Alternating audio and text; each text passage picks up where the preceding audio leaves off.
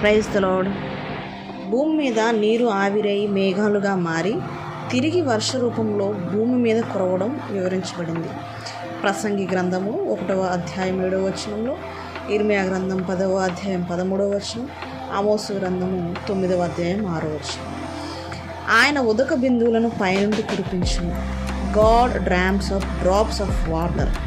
దేవుడు నీటి బిందువులను పైకి చేరుకొని అని ఇంగ్లీష్ బైబిల్లో అనువదించబడింది. మంచుతో కూడిన వర్షము వలె అవి పడును, మేఘములు వాటిని కుమ్మరించును.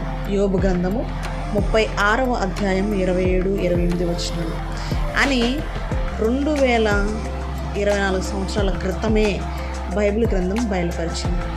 మహానదులన్నీ సముద్రంలోకి ప్రవహిస్తున్నప్పటికీ సముద్ర మట్టం ఎందుకు పెరగడం లేదని మన పూర్వీకులు ఆశ్చర్యపడుతుండేవారు. వర్షం కురవడాన్ని వారు గమనిస్తున్నప్పటికీ ఆ వర్షానికి మూలమేంటో వారికి అర్థం కాలేదు. నీరు ఆవిరి అయిపోయి మేఘాలుగా మారి వర్ష రూపంలో తిరిగి భూమి కురుస్తుందన్న వాస్తవాన్ని నవీన యుగంలోని శాస్త్రజ్ఞులు మాత్రమే కనుగొన్నారు. అయితే ఈ వాస్తవాన్ని బైబిల్ గ్రంథం ముందే బయలుపరిచింది. ఆమేన్.